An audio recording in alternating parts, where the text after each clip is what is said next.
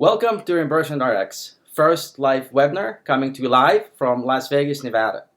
We chose to kick off our series from Las Vegas because of what it stands for and symbolizes.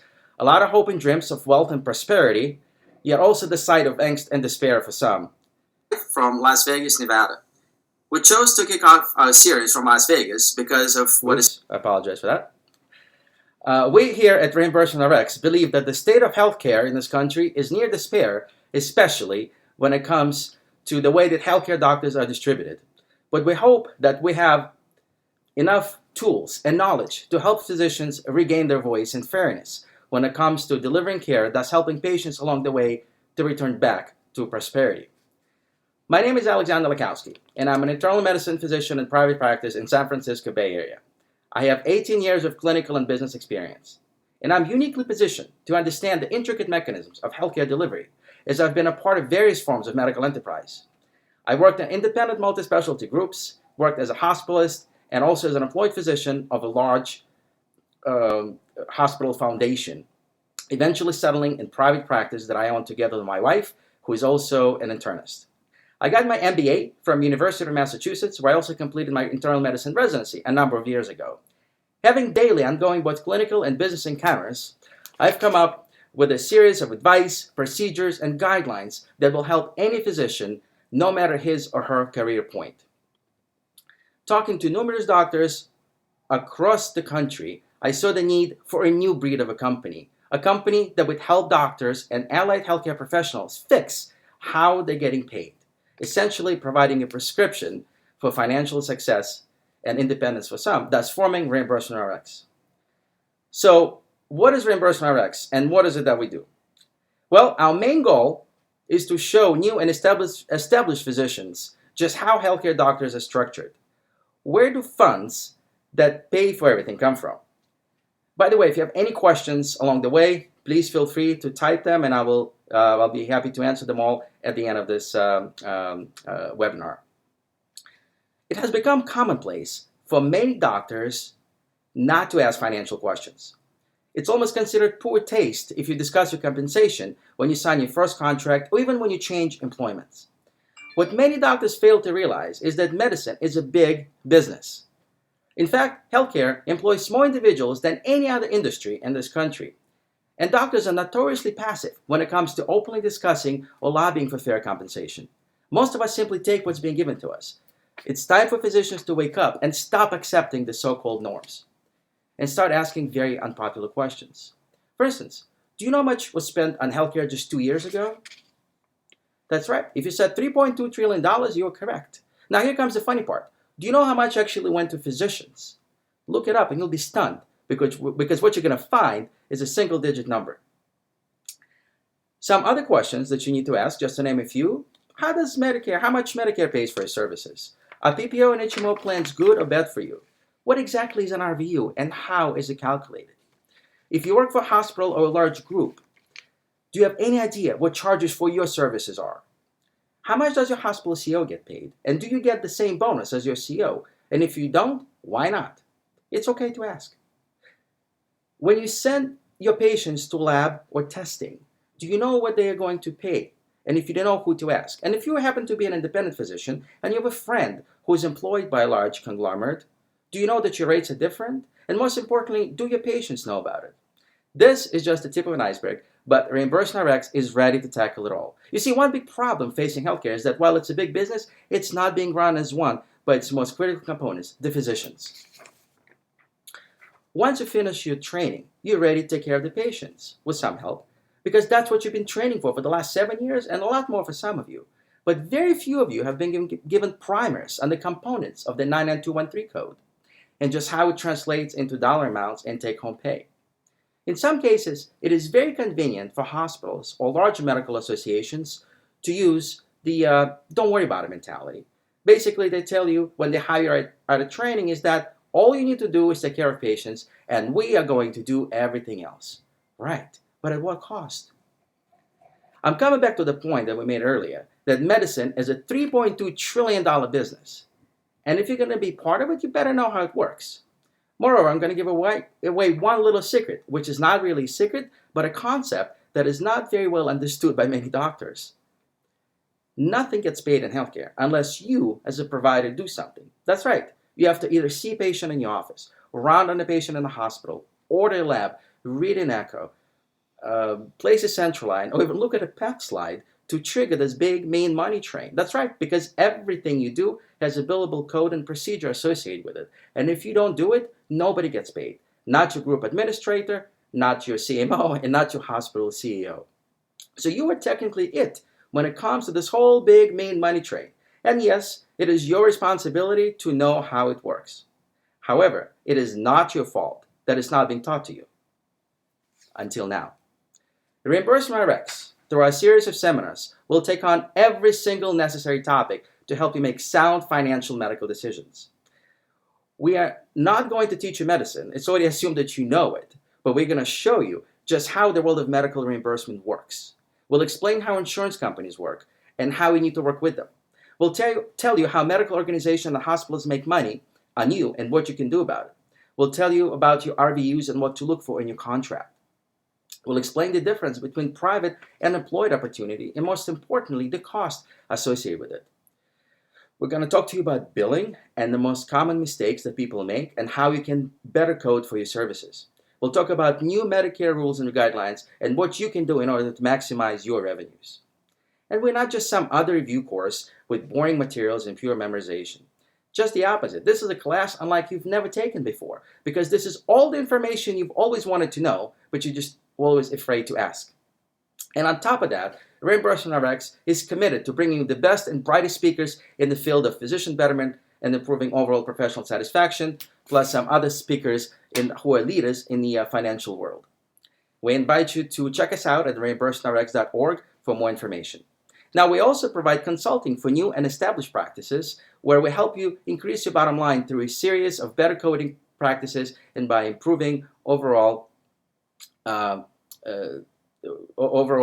health of your practice. What separates us from the rest is that we're not just some finance guys with MBA degrees. We're actually practicing physicians, seeing patients every day, but just with a good grasp on healthcare financial pulse. Again, we invite you to check us out at reimbursementrx.org and sign up for our next live seminar that's going to take place on June 16th and 17th in Englewood, New Jersey. And also just 2 weeks from now, we're going to have our next live webinar from San Francisco where we're going to tackle one of the most watched topics that we touched upon in our videos, which is signing your first contract out of training. Thank you for watching, and right now I'm going to answer a couple of questions that have come up. I see one here asking about CME credits and whether or not you can get CME credits for attending the course.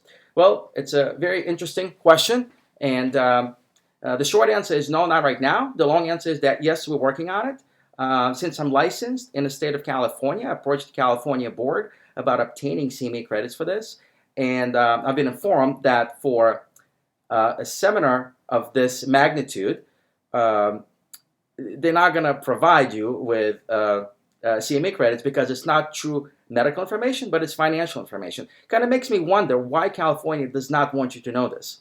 But hopefully in the long run, we'll be able to get CME credits from other licensing boards. Got another question. Those who work at large organizations get paid differently than those at smaller practices. Is this related to why hospital rates for most medical services compared to smaller clinics? Well, thank you, Ted, for asking. Basically, what happens is that a large organization, let's say a hospital, or what we have in California, hospital foundations, they're able to secure bigger contracts with insurers only because there are more of them. When they go to an insurance company, they tell them, look, we have 1,000 physicians working for us, and if you don't give us the rate that we want, we're not going to contract with you. And for an insurance company, it's a problem because they need to have their members see a physician. So it's, they're kind of forced to sign the contract.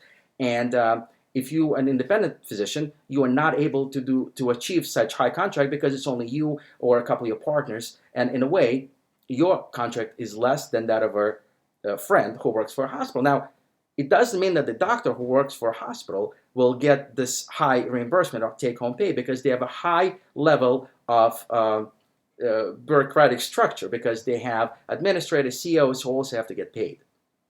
So this is a very important concept to understand, that actually the one entity, one big group who loses out on that is actually patients. Because in the world of high deductible PPOs, patients are the ones who suffer and who end up paying those higher rates. Right, and this is why hospital rates are high for most medical services, because they simply have higher contracts with insurers. And it is also very important for physicians to understand that and send patients for routine testing. Sometimes they have to go to the hospital, but for certain routine things like lab work, x-rays, or MRIs that are not critical, it is much better for a patient to get that at an independent facility rather than at a hospital. Again, Ted, thank you for your question. I have another one here. 1 second.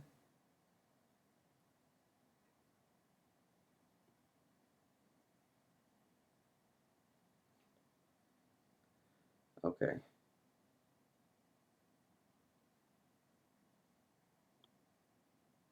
Right. Someone asked, what is the compensation for the 99213 code? Well, it's a loaded question because it depends on where you are in the country. For most adult practices, this is being calculated based on your Medicare rate. Medicare essentially sets out a rate for a certain zip code everywhere in the country, and certain areas get reimbursed more or less. And most insurance companies base their rate for that 99213 code based on that Medicare rate. This is public information. You can find it. We can provide you with links to Medicare reimbursement page, which actually gives you the basic outline for whatever that number is in your particular area. Okay, let me see something else.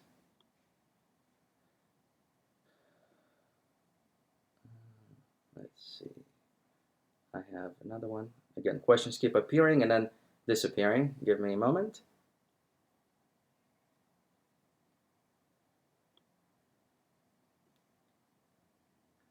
Okay, so, Mary's asking is it still feasible to run a successful private practice and survive?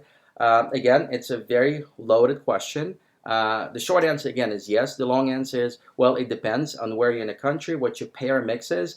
But again, Reimbursement RX, what we want to show you is that there is a choice that you as a physician can make under which setting you want to operate.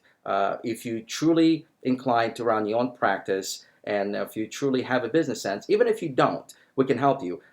There's a way to run it effectively, efficiently, and you could be quite successful. If you want to email me privately about your location and where you're at, and then we can give you a better answer.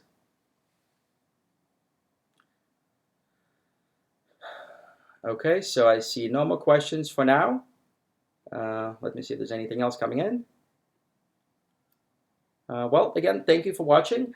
Again, we invite you to check us out at reimbursementrx.org. Another live webinar coming in 2 weeks. And then, of course, our first seminar in June from New Jersey. Oh, there's another one. How many seminars are we going to have? So we plan on rolling type of a schedule when we have it every 6 weeks or so. 6 weeks or so, various parts of the country. Again, if you sign up to our channel, if you follow us on our website, you'll get updates, and we'll be sure to get you in. Another question: how can graduating residents maximize their opportunity early in their careers? Okay, it's a very good question.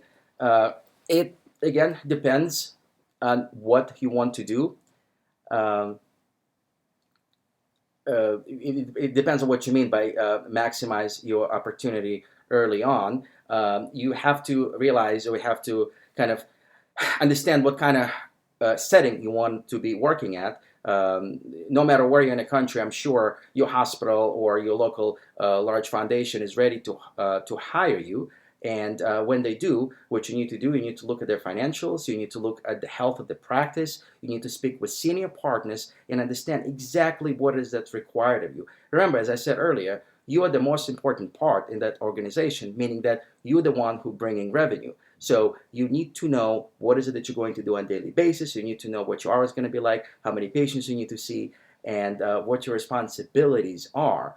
And based on that, you can kind of draw your conclusions and see if this is going to fit in your lifestyle. Again, we can talk privately if you'd like about your particular situation and where you're in the country and what specialty you're in. But basically, again, it's all about asking questions. Do not be afraid to ask, to look at financials of the group that you're interviewing with, and check out your local Medicare rates for your compensation so that you'll know whether or not you are correctly positioned to take that particular job. Let me see if there's anything else.